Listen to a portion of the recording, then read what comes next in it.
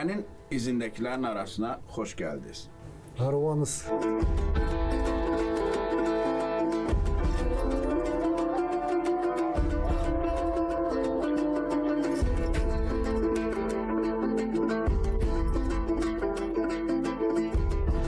Kosimov Farhad Zokiroviç 1982-ci ildə Qırğızıstan Respublikasının Bişkek şəhərində anadan olub. Boris Yeltsin adına Qırğız-Rusiya Universitetinin məzunudur. Ümumdünya Ənənəvi Qılınc Oynatma Federasiyasının vitse-prezidenti olan Farhad bəy həm də beynəlxalq ənənəvi oxatma, Türk, Koreya, Macarıstan döyüş sənətləri üzrə təlimatçıdır. Asiya İgidləri adlı kaskadyor trüklarının qurucusu kimi bir çox filmlərdəki döyüş və kaskadyor səhnələrinə quruluş verib.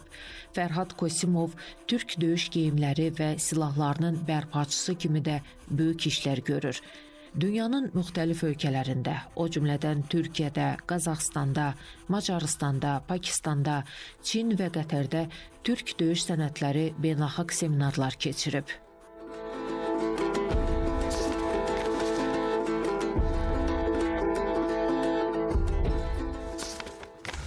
Arabanız.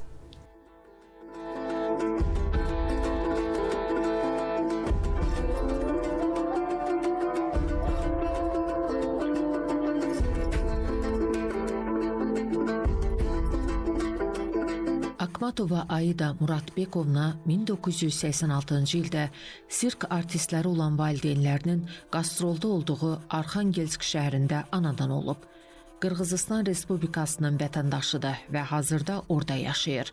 Qırğızıstan Dövlət Mədəniyyət və İncəsənət Universitetinin sosial mədəni fəaliyyət meneceri və pedaqoq ixtisası üzrə məzundur. 1998-ci ildən bu günə qədər İzibayev adına Qırğızıstan Dövlət Sirkinin ali kateqoriyalı ştatlı artistidir.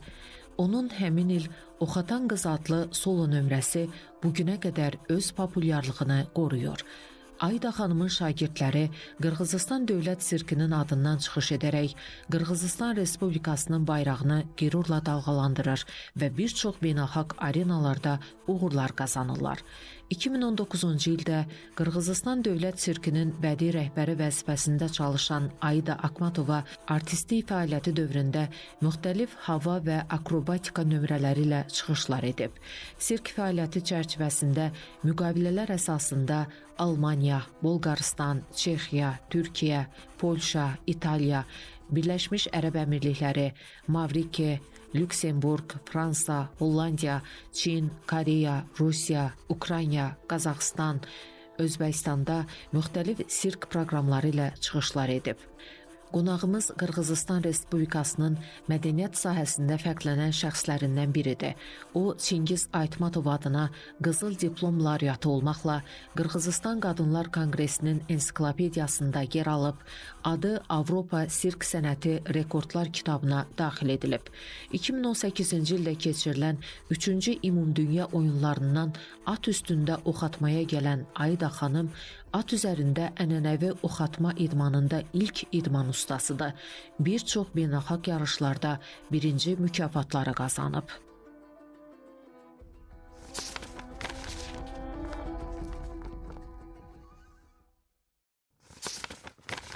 Sizi burada görmək çox xoşdur. Hansı boydansınız, hansı soydansınız? Əvvəlcə sizi tanıyaq. Ben 42 yaştan. Adım Farhad Kosimov. Ben atım Aida Akmatova. Ben özüm Atçancı açımın. Ben Жеті Қашқа urusundan bolum. Ben özüm Rusunda Kıpçak bolum. Bugün sizi burada çadırımızda ağırlamaq çox xoşdur və bugün biz sizlə birlikdə Türk, özəlliklə Qırğız döyüşçülərinin yolundan və göstərisindən və eyni zamanda işlətdiyi silahlardan danışacağıq. Mən bilirəm ki, siz hər ikiniz bu sahədə ustasınız, usta döyüşçüsünüz, çox gözəl ox atırsınız, çox gözəl qılınc oynadırsınız və digər döyüş silahlarını gözəl istifadə edirsiniz və eyni zamanda bunu gənclərə öyrədirsiniz və bunun tanıtımı ilə, sevdirilməsi ilə məşğulsunuz.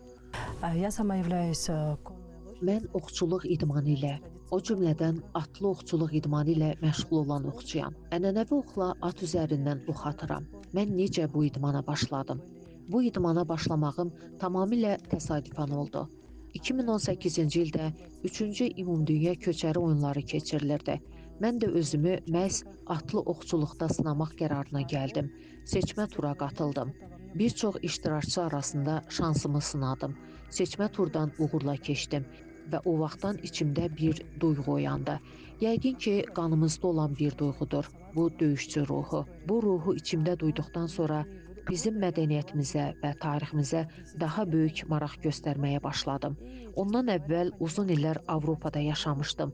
Təxminən 10 il Avropada yaşamışdım və etiraf edim ki, tədricən öz köklərimi unutmağa başlamışdım.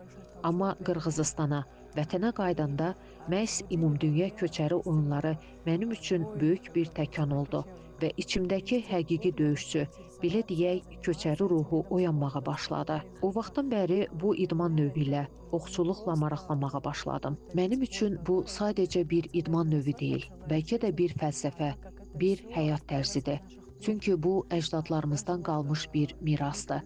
Ənənəvi türk yayını, oxunu ilk əlimə götürdüyümdə, o zamana qədər ənənəvi oxla heç zaman atış etməsəm də, bu yayı, oxu, onu necə tutmaq lazım olduğunu artıq bilirdim. Sanki bu bacarıq mənim genlərimdə var. Halbuki heç vaxt döyüş oxu ilə qarşılaşmamışdım.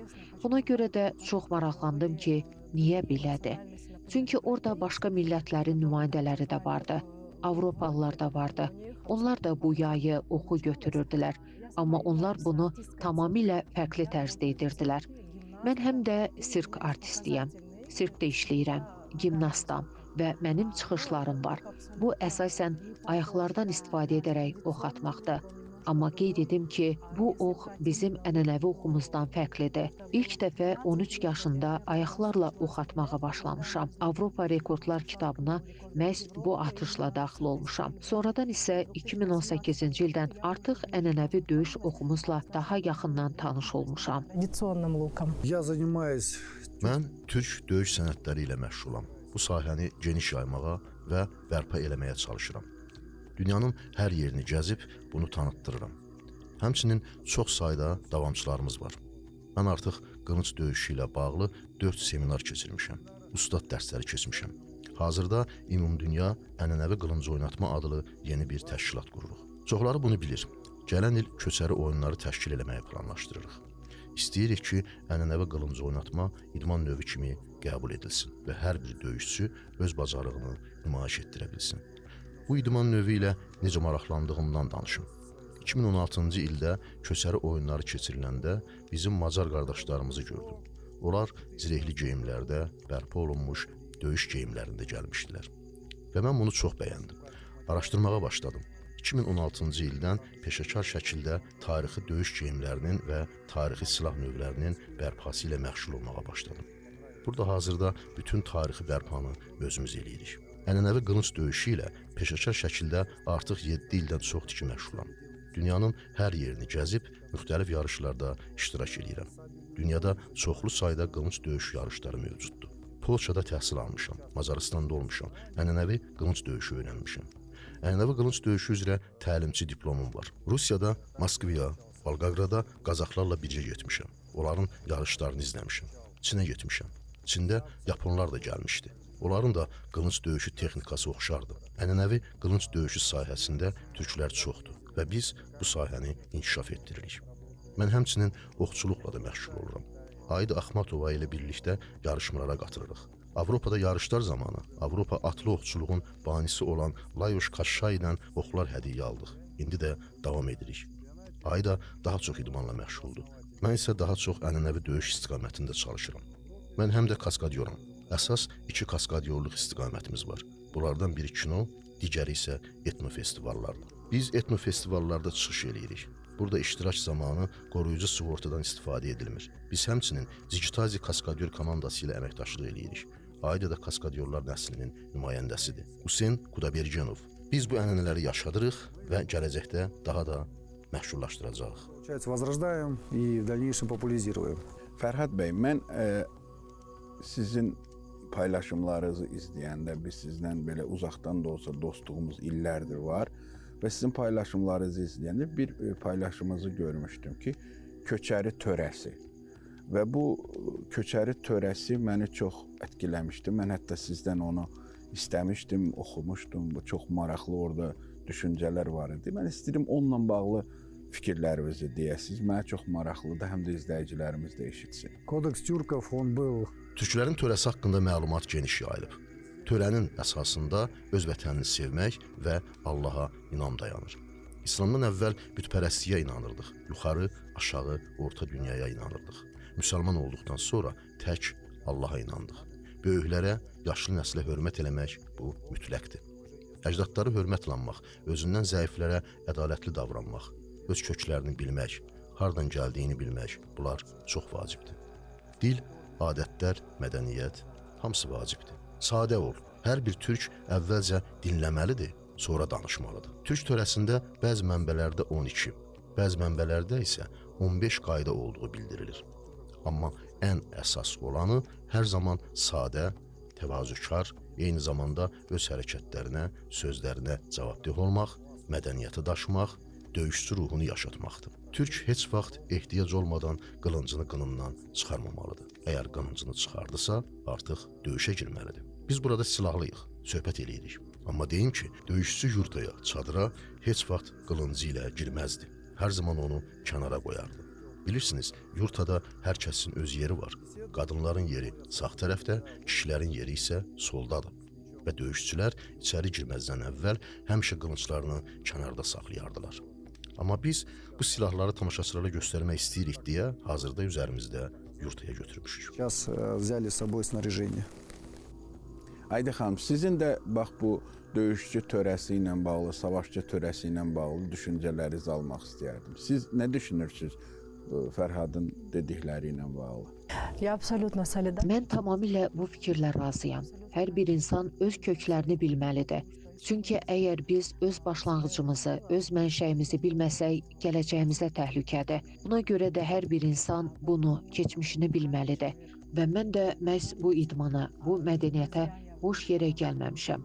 Biz istəyirik ki, bu ənənəvi idman növləri yalnız öz xalqımız arasında deyil, bütün qardaşlarımız arasında yayılsın. Bunu unutmasınlar və biz Qırğızistanda öz mədəniyyətimizi, tariximizi inkişaf etdirmək istəyirik ki, buna hörmət etsinlər və bunu unutmasınlar, xatırlasınlar. Помнили об этом. Biz bir çox Yapon və Çin filmlərindən Yaponiyanın, Çinin, Koreyanın çoxlu döyüş növlərini görmüşük.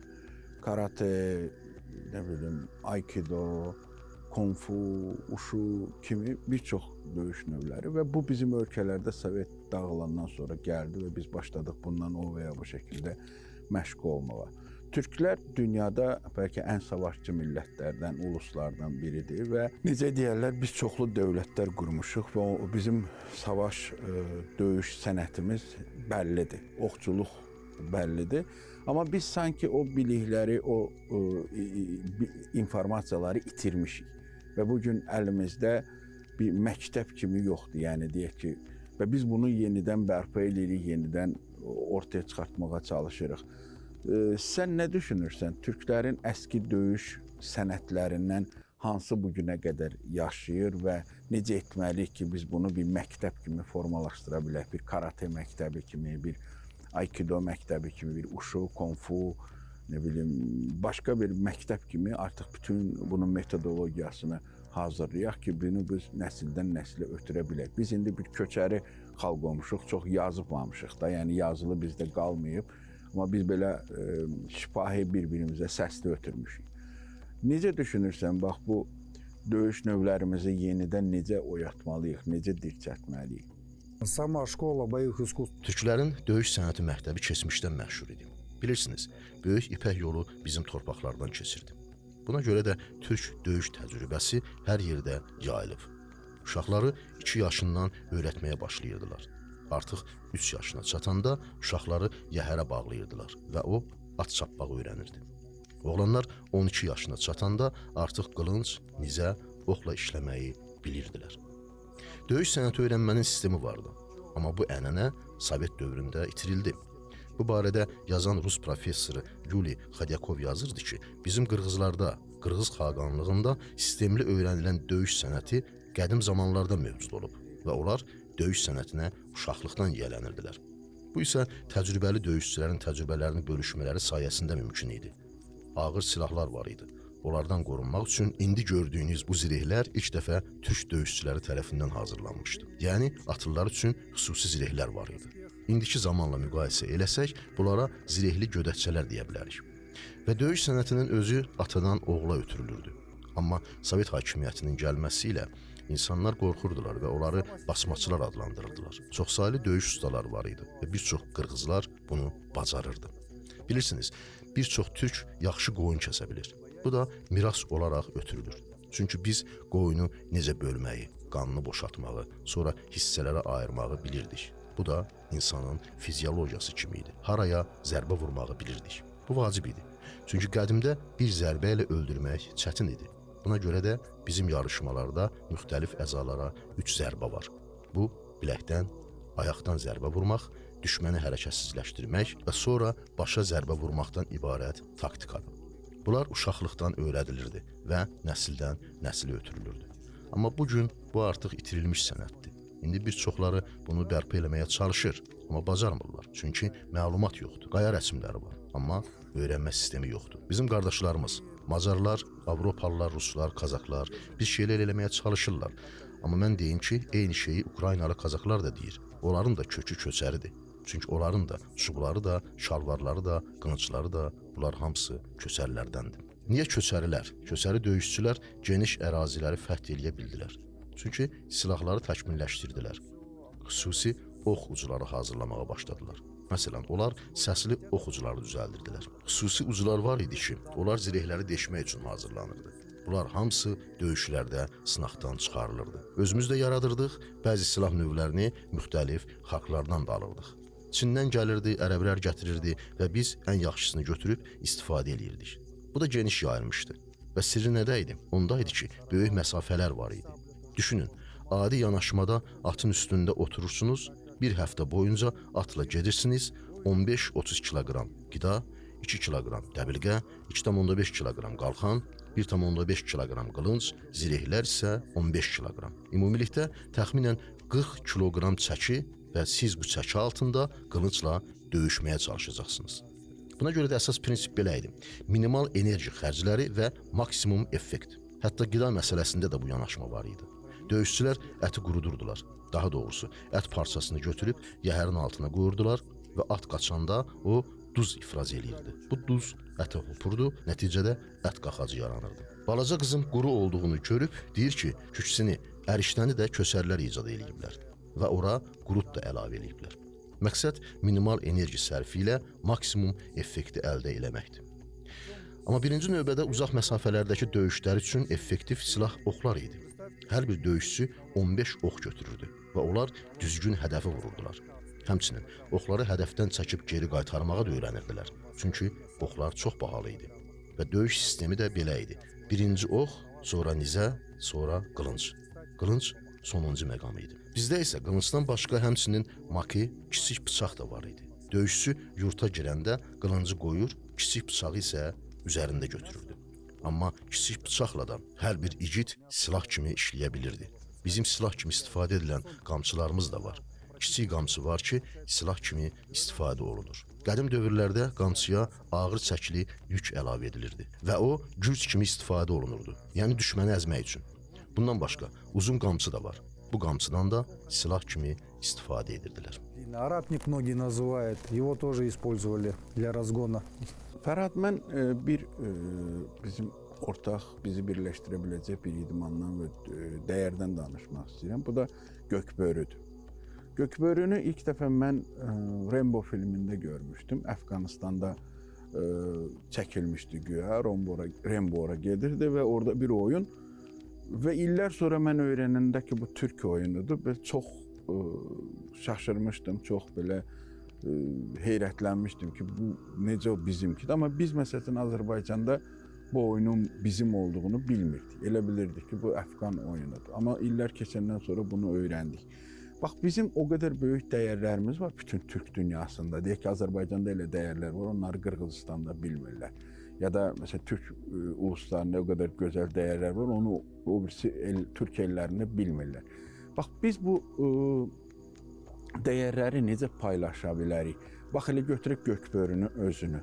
Gökbörü bildiyim qədərilə daha çox Qırğızstanda və Qazaxstanda var, o birisi Türk dövlətlərində yoxdur. Sən necə düşünürsən, bax Gökbörünü biz necə o birisi Türk ölkələrində də təbliğ eləyə bilərik? Necə orada da tanıda bilərik? Necə orada da inkişaf elətdirə bilərik? Көкбөрü в переводе это Hər bir türkün, döyüşçünün yaxşı at minməyi bacardığı bir oyundur. Və Kökbörü yalnız Qırğız və Qazaq oyunu deyil. Bu, bütün Türk xalqlarının, bütün köçəri xalqların oyunudur. Sizin gördüyünüz filmdə Rembonun Əfqanistanda olduğu səhnələrdə Qazaxlar, Qırğızlar da iştirak edirdilər. Əfqanistanda yaşayan Qırğızlar və Qazaxlar var. Onlar öz mədəniyyətlərini qoruyurlar. Bəli, ilk dəfə Rembo filmində göstərilmişdi. Mən də görmüşdüm. Ancaq bizim əcdadlarımız artıq bu oyunu çoxdan oynayırdılar. Bu, döyüşçülərin, cigitlərin oyunudur. Bu çox böyük bir mənaya malikdir. Hətta Kökbörü oynanarkən müharibələr həll edilirdi. Əgər qəbilələr arasında narazılıq olardısa, döyüşçülər yığılardı, komandalara bölünərdilər, mübahisə bu yarışla həll olunardı. Həmçinin döyüşçülər meydana çıxardı. Bütün xalqlarda belə bir ənənə olub. Məsələn, 1000 nəfərlik ordular yığılardı, amma hər tərəfdən ən yaxşı döyüşçülər meydana çıxar və döyüşərdilər. Hansı tərəf məğlub olarsa, o zaman onun təmsil elədiyi ordu da məğlub sayılardı. Kökbörü ilə də eyni şey olurdu. Bu bizim əcdadlarımızın oyunu idi. Bəli, bu tək bizə aid deyil. Hal-hazırda biz bu oyunu populyarlaşdırmağa çalışırıq. Bu oyun bir çox mədəniyyətlərdə əhəmiyyət daşıyır, amma Qırğızstanda bu qorunub saxlanılıb. Çünki bu ənənədir və biz ənənələrimizi qiymətləndiririk. Biz Kökbörünü çoxdan oynayırdıq. Hətta Sovet dövründə də oynanırdı. Türkiyədə də artıq bu oyun var. Vaxtilə Van əyalətinə köçən və indi orada yaşayan Qırğızlar Kökbörü oynayır. Macarlar da artıq Kökbörü oynamağa başlayıblar. Azərbaycan da indi Kaskadyorlar Federasiyasını açmağı planlaşdırır. Mən onlarla danışmışam. Onlar da Kökbörü oyununu tətbiq eləmək istəyirlər. Rusiyada isə indi Kökbörü komandası yaradılıb. Orada da fəaliyyət göstərir. Çətinlik ondadır ki, bu oyun baha başa gəlir və sərt bir oyundur. Hətta bir çoxları deyir ki, bu hokkeydən daha sərt oyundur və hər kəs bu oyunu özünə rəva görə bilməz. Hər at da bu oyuna uyğun deyil. Bu oyun üçün ciddi hazırlıq və güc tələb olunur.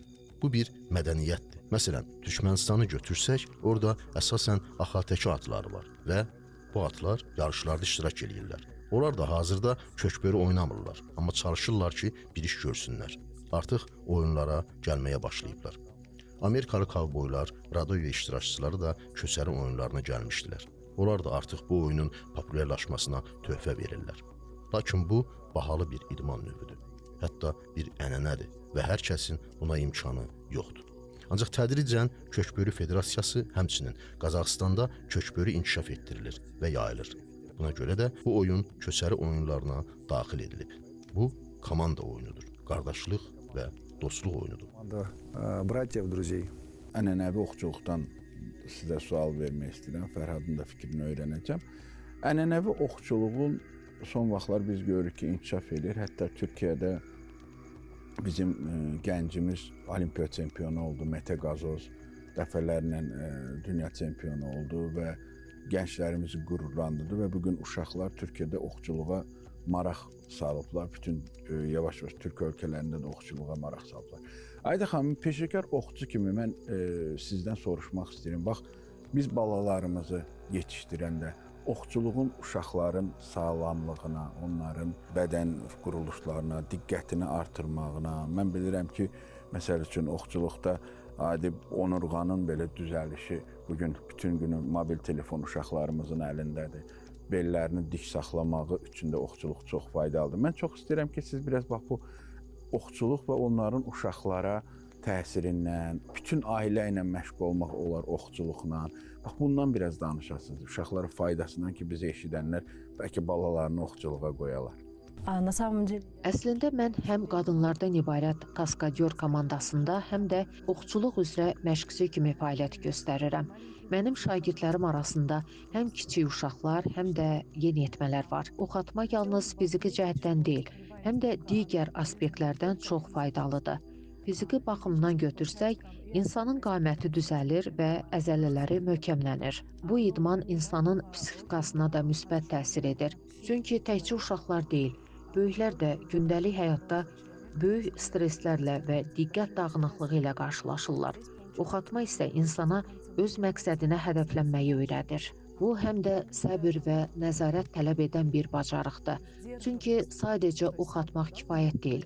Düzgün nəfəs almaq, bir müddət gözləmək və səbirlə hərəkət etmək lazımdır. Məhz oxatma bütün bu keyfiyyətləri formalaşdırır. Buna görə də hesab edirəm ki, bu idman növü yalnız fiziki deyil, həm də mənəvi və zehni baxımdan insan üçün çox faydalıdır. Mən mütləq hər kəsə oxçuluqla məşğul olmağı tövsiyə edərdim. Çünki bu, həm də bir növ stressə qarşı təsirli mübarizə vasitəsidir. Stres получается. Fərhad bəy, lütfən siz də baba oxçuluğun uşaqlara faydası ilə bağlı siz də öz düşüncələrinizi paylaşarsınız. Çünki Azərbaycanda da bir çox türk ölkələrində də oxçuluq zəif inkişaf edib. Məsələn, ən azından bizim ölkədə və mən istəyərəm ki, sizin dilinizdən də oxçuluğun balalarımıza nə qədər faydalı olduğunu bir daha eşidək. Стрельба из лука формирует. Oxatma nizam-intizam formalaşdırır. O, çeviklik kimi keyfiyyətləri inkişaf etdirir və idmançının vəziyyəti tam nəzarət altında saxlamasına kömək eləyir. Digər bir üstünlüyü isə görmə qabiliyyətini yaxşılaşdırmasıdır. Oxçuluqla məşğul olmaq heç vaxt gec deyil. Hətta yaşlı insanlar, nənə və babalar da ox ata bilərlər. Bu, sadəcə yayların çəkilmə gücündən, ölçüsündən və çəkisindən asılıdır. Bizim türklərə məxsus yaylar mürəkkəb quruluşa malikdir. Qısa olur. Yapon yayları kimi uzun deyil. Eləcə də Avropa yayları kimi tək bir ağac parçasından hazırlanmayıb. Bugün internetdə çox sayda müxtəlif yaylar tapmaq və əldə eləmək mümkündür. Türkiyədə də yüksək keyfiyyətli yaylar istehsal olunur. Onları sifariş eləmək olar. Mən bilirəm ki, Azərbaycanda da oxçuluq məşğul olan insanlar var. Hətta sizin də oxçuluqla məşğul olduğunuzu bilirəm. İnşallah siz də bu idmanı təbliğ eləyəcək, insanları öyrədəcəksiniz. Biz isə sizə dəstək olmağa, biliklərimizi sizinlə paylaşmağa hər zaman hazırıq. Qırğızstanda oxçuluq son illərdə əsasən köçəri oyunları ilə geniş yayılmağa başlanıb. Əvvəllər də oxçuluq var idi, amma ənənəvi texnika yeni-yeni öyrənilir və bu sahədə təbliğat aparılır. Bizim oxçular ilk olaraq köçəri oyunlarında bu idmanı tanıtdılar və nəticədə dünya üzrə oxçuluğa maraq artdı. Türkiyədə çox güclü oxçular var. Onlar xüsusi barmaq üzüklərindən istifadə edərək 3 fərqli tutuş texnikası ilə ox atırlar. Ayı da ikinci tutuş üsulundan, sizin parfiya tutuşu adlandırdığınız texnikadan istifadə edir. Slavik, da. Slavik. Mən bu texnikanı yalnız yarışlarda istifadə edirəm. Amma əslində mən Asiya üslubunda ox atıram. Tək barmaqla, bütün türk xalqlarının istifadə etdiyi üsulla. Biraz qardaşıma düzəliş etmək istərdim. Texnika bizə yeni gəlməyib. Bu texnika həmişə olub. Sadəcə bir neçə fərqli üsulu var. Bizim köçəri texnikamızda həmişə mövcud olub. Sadəcə onun geniş yayılması, populyarlaşması yalnız 2014-cü ildən dünya köçəri oyunlarından sonra başladı. Bizim federasiya prezidentimiz Almaz Akunov bu qədim ənənələri, oxçuluq, tazı ilə ovçuluq və şahinlərlə ovçuluq ənənəsini yenidən dirçəltməyə başladı. Federasiyanın özü Salburun Federasiyası adlanır. Bu, tətbiqi hərbi sənət növü kimi qəbul edilə bilər və məhz bu federasiyanın sayəsində qədim ənənələrimiz tədricən bərpa olunmağa başladı. Amma texnika olduğu kimi qalıb. Təkcə Qırğızstanda yox, dünyanın bir çox başqa ölkələrində də yaşamağa davam edir. И в других странах мира.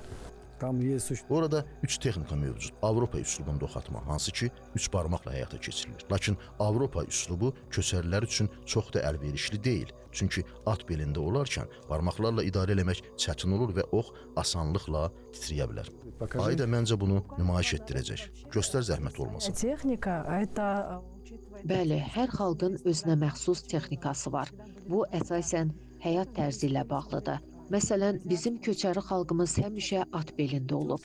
Buna görə də biz məhz Asiya texnikasından istifadə etmişik. Buraya türk texnikası da daxildir. Hansı ki, onlar da bir barmaqla ox atırlar. Mən bunu nümayiş etdirə bilərəm.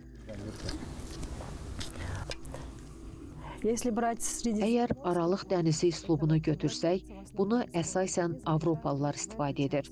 Onlar oxu yay ipinə bu hissədən qoyur və 3 barmaqla dartırlar. Lakin mən bu texnika ilə ox atmağı bacarmıram. Çünki mən həmişə bizim ənənəvi texnikamızla sağ tərəfdən ox atmaqla məşğul olmuşam. Oxu məhz belə dartıram. Niyə sağ tərəfdən? Çünki at belində olarkən oxu sağ tərəfdən daha tez yerləşdirmək mümkündür. Amma yarışlar zamanı texnikanı bir qədər dəyişirəm. Bu sadəcə yarışlar üçündür. Çünki mənim üçün sürət daha önəmlidir. Əgər at çox sürətlidirsə, müəyyən hədəfləri vaxtında vurmaq lazımdır. Buna görə də bu texnikadan istifadə edirəm. Yəni oxu yerinə qoyub dərhal yayı dartıram. Texnika məhz Вот belədir. такая техника. Также техника называется сельджукская. Bu texnika həm də Səlcuq texnikası adlanır. Səlcuqlar məhz bu cür ox atırdılar. Onlar əllərində 3-4 ox saxlayır və ardıcıl atırdılar. Mən bunu idman üçün eləyirəm. Amma keçmişdə oxdanlıq daha geniş olurdu. Məsələn, əgər qarşıda ağır zireh geyinmiş bir düşməni görsəm, mənə zirehi deşən uclu ox lazımdır. Onu seçir, yerinə qoyur və atıram. Bəs niyə məhz sağ tərəfdən? Çünki əgər oxu sol tərəfdən yerləşdirsən, ox atış zamanı əlinə dəyə bilər və yaralanarsan. Bunun nəticəsində infeksiya yayıla bilər. Sağ tərəfdən isə ərinə toxunmadan təhlükəsiz şəkildə ox atmaq mümkündür. Bəlkə də qədimdə əcdadlarımız ox uclarını zəhərlə və ya başqa maddələrlə örtürdülər ki, düşməni xırda yaralayan zamanda zərərsizləşdirə bilsinlər. Bəli, sağ tərəfdən və buradan doldururdular. Amma bizim türklər məhz belə bir üzükdə istifadə edirdilər. Bu üzük nəyə görə idi? Ona görə ki, onlar oxu sıxaraq istənilən mövqedə ata bilirdilər. Belə də atmaq olardı. Eləcə də başqa cür atmaq olardı. Avropalılar əlbəttə ki, öz texnikaları ilə ox atırlar. Onlar oxu döndərərək saxlayırlar və ox yerindən tərpənmir. Amma yenə də yellənəcək, elə deyilmi? Biz məsələn sürətli atış üçün belə istifadə edirik. Buradan yükləyirik və dərhal atırıq. Tez bu formada. Отсюда заряжаем и сразу идет.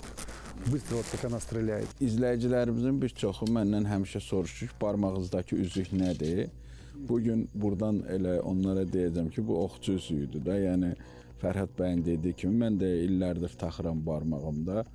2014-dən barmağımdadır Azərbaycanda da bu nə üzükdür, bu nə üzükdür çox soruşurdular məndən və indi bugün Fərhad da açıqladı, izləyicilər də görsün.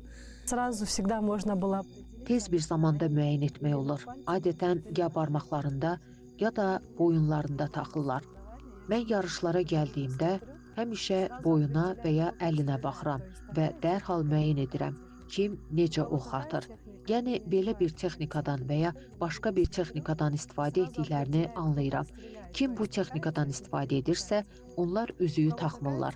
Amma mən yarışlara gəldiyimdə mənim hansı texnikadan istifadə etdiyimi müəyyən edə bilmirlər.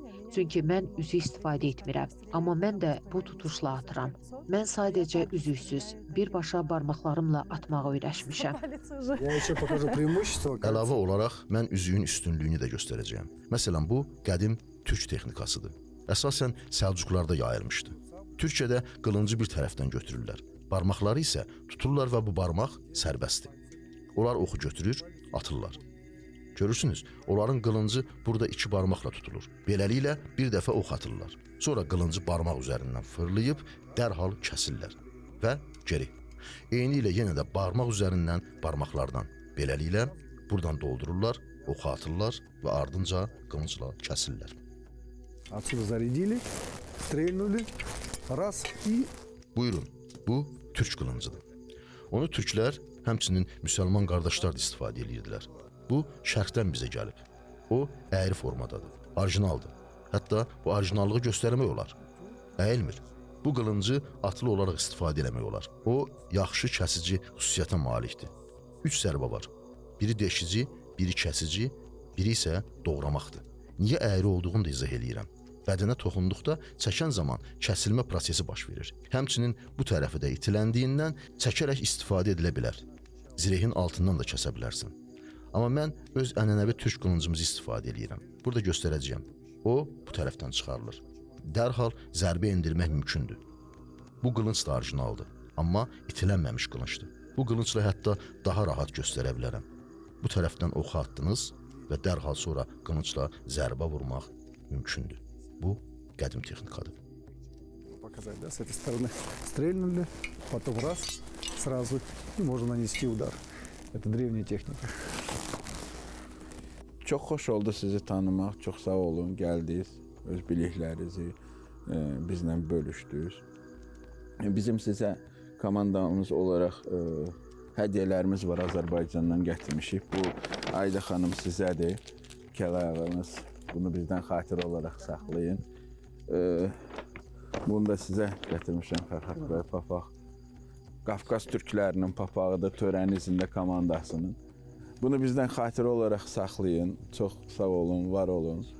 Və bir gün sizi tezliklə Azərbaycanda görmək üçün. Sağ olun. Bizdeki dağı var, sizge. Çox sağ olun. Çox sağ olun. Minnətdarım.